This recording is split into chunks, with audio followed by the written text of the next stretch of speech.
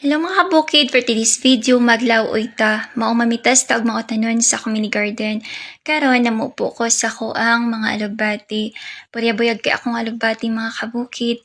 Kay tambok jud kaayo. Nindot kaayo sila tan-awon nga himsog kaayong mga tanom og maopod ni ang ako ang malunggay mga kabukid. Di ba daghan jud kaayo og dahon, purya-buyag kaayo. Pero magkuha ra tag tulo ka buok.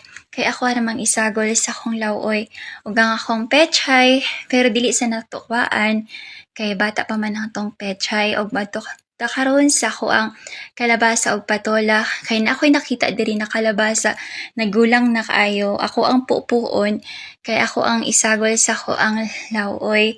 Gipangita pa nako asa tong kalabasa. O ayan, nakita na jud ang kalabasa. Ayan, gibutang na nako sa akong basket. Og mamupo pud ta og kuan talong.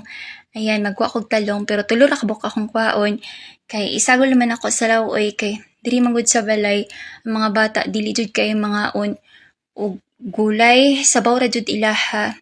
Mga kabukid pag diri jud sa bukid magpuyo no kingan jud tag magkugi, mananom, kaman sa mabuhi ng mga utanon kaysa mopalita sa palengke mahal jud kaayo maong magpugi ta o baka siguro pa ta na walay kanang spray ang atong mga gikaon labi na jud tulay mao na nga kabukid magkugi ta permente. God bless.